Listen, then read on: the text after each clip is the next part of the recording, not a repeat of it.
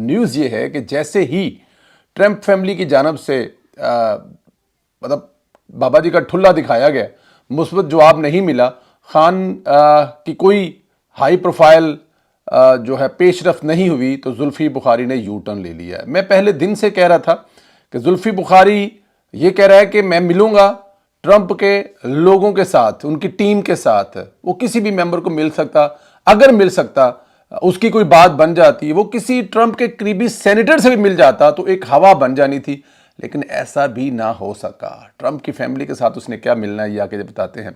آسمان جو ہے انہوں نے سر پہ اٹھا رکھا تھا، اور زلفی کے ٹرمپ کے دماد اور بیٹی سے اچھے تعلقات ہیں، خان رہا ہو جائے گا۔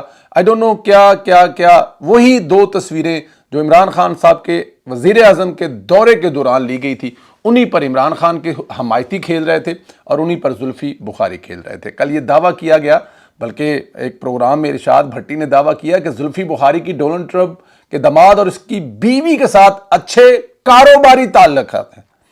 مطلب ان دونوں کے ساتھ زلفی بخاری کا کوئی بزنس سانجا ہے۔ بزنس کادا سانجا ہے یہ سمجھ نہیں لایا، پتہ نہیں کے پی کی سے وہ کون سی ایسی چیز ہے جو دماد اور ان کی بیٹی کو اور بیوی کو بھیجا تھا ٹرمپ کے۔ اس کی امریکی الیکشن سے زلفی بخاری کی 1 سے زائد ملاقاتیں ڈونلڈ ٹرمپ کے ساتھ ہوئی، اور انہوں نے عمران خان کی گرفتاری کا معاملہ ڈونلڈ ٹرمپ کو بتایا، جس پر ڈونلڈ ٹرمپ باقاعدہ طور پر روئے، جیسے ارشاد بھٹی صاحب اپنے پروگراموں میں بیٹھ کے روتے ہیں۔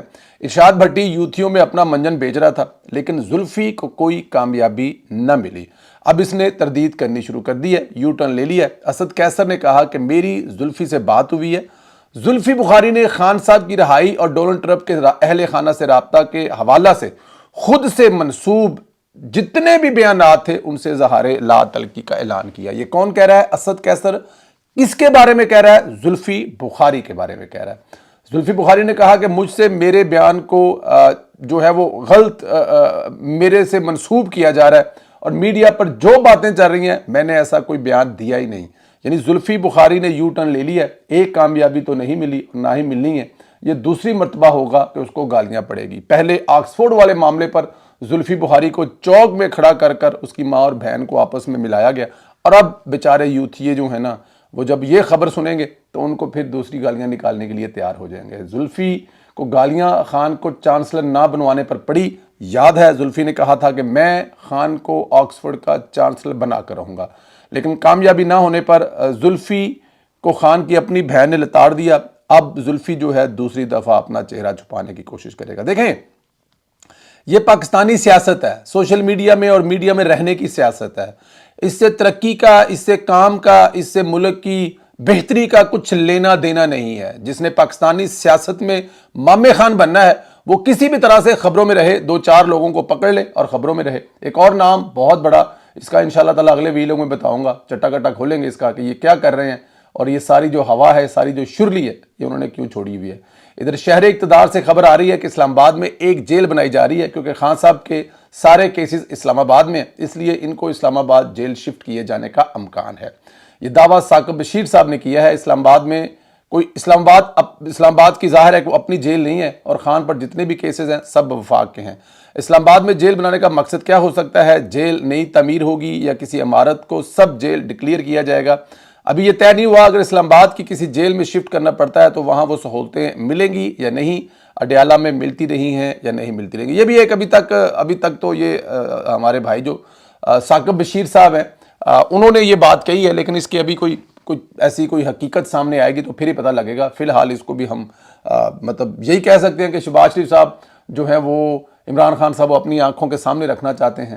کیا خیال ہے؟ ویسے جس جیل میں وہ رہ رہے ہیں نا، اس جیل کے بارے میں ایک ایسی رپورٹ ہے ہمارے بارے میں، وہ جیل کو ایک ایسا بندہ چلاتا ہے، اس جیل کو پچھلے 30 سال سے ایک ایسا شخص چلا رہا ہے۔ اس کے جتنے بھی رفاع عامہ کے کام ہیں، چاہے وہ جیل میں کوئی ٹوٹ پھوٹ ہو، چاہے وہ پانی صاف کا مسئلہ ہو، چاہے وہ خوراک کا، چاہے وہ کچن کا، جو بندہ اس جیل کو چلا رہا ہے نا، اگر وہ چاہے تو عمران خان کی چیخیں آسمان سے ملوا سکتا ہے۔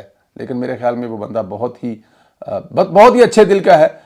عمران خان صاحب نے ظلم کی انتہا کی ہوئی ہے اس بندے پر، لیکن کیونکہ اجازت نہیں ہے اس پر بات نہیں کریں گے۔ یوتھیوں نے شور مچا دیا کہ ٹرمپ نے چونکہ عمران خان کو اپنے تقریب حلف برداری میں مدعو کیا ہے، اس لیے عمران خان کو رہا کر دیا جائے گا۔ 20 جنوری کو ٹرمپ نے عہدہ سنبھالنا ہے کہ تب تک عمران خان پیرول پر رحال ہو جائیں گے۔ پیرول پر رہا کر کے عمران خان کو ٹرمپ کی تقریب حلف برداری میں شرکت کرنی دی جائے۔ یہ مطالبہ یوتھیے کر رہے ہیں، یقین کریں انہوں نے قانون اور ملک کا مذاق بنایا ہے، جو دل میں آیا ہے وہی کریں گے، ان کے لیے آئین اور قانون کی اور ریاست کی عمران خان مطلب یہ سب کچھ قربان کر سکتے ہیں۔ دیکھیں میں ایک جگہ پہ ہم بیٹھے تھے اسلام آباد میں، تو وہاں پہ خان صاحب کی جو ہے نا ایک ذکر ہوا، خان صاحب کا اچھے لفظوں میں ذکر ہوا، تو وہ جو خان صاحب کے بڑے پرانے دوست تھے، بڑے مہربان تھے، جنہوں نے خان صاحب پر بڑی نیکیاں کی ہوئی ہیں، تو انہوں نے کہا کہ یار کوئی بات ہوئی تو وہ خان صاحب کی والدہ اللہ ان کا جنت میں اعلیٰ مقام عطا فرمائے، جنت میں کروٹ کروٹ ان کو جنت ملے، ماما سب یہاں سانجھا ہوندیاں نے۔ تو یہ سوال اٹھا کہ کیا واقعی خان صاحب اپنی والدہ کے جنازے پر نہیں آئے تھے؟ تو انہوں نے کہا تھا بالکل یہ ٹور پر تھے اور اپنی والدہ کے جنازے پر نہیں آئے تھے، لیٹ آئے تھے، ان کی والدہ کو دفنا دیا گیا تھا، یہ کسی جگہ پر کسی خاص مشن میں مصروف تھے۔ مشن بھی انہوں نے بتایا تھا، لیکن ظاہر ہے وہ یہاں پر ذکر کرنا اس لیے ضرورت نہیں ہے کہ ٹو مچ ہو جاتا ہے۔ اب ہے وہ سچ، خان صاحب کے حوالے سے جو بھی بات ہوتی ہے وہ ہوتی سچ ہے، لیکن یقین جانے نہ ضمیر اجازت دیتا ہے، نہ مطلب زبان اجازت دیتی ہے، اور نہ ہی مطلب وہ میرے خیال میں کرنی بھی چاہیے، پتہ لگنا چاہیے کہ ریاست مدینہ بنانے والا جو عمران خان ہے اس کی ماضی اس کا، لیکن نہ کی جائے تو اچھا ہے۔ تو انہوں نے جو بتایا تھا، انہوں نے کہا تھا کہ وہ خان صاحب جو ہیں وہ نہیں آئے تھے، جو مشن تھا، جس مشن پر تھے، جس کے ساتھ تھے، ان کا نام بھی انہوں نے بتایا تھا، اور وہ کیا کر رہے تھے، کون سی جگہ پر تھے، یہ بھی بتایا تھا، لیکن ہم اس کو چھوڑتے ہیں، آگے چلتے ہیں۔ آپ کو پتہ ہی ہے وہ جب خان صاحب کے بچے آ رہے تھے تو انہوں نے وہ جو تریحی کال ہے جس میں وہ خان صاحب گند کر رہے ہیں، انہوں نے بتایا تھا کہ میں کوئی بہانہ بنا لاؤں گا، بچوں کو ایک دم لیٹ کر لوں گا، تم آ جانا، تو بیٹا نہیں آؤ۔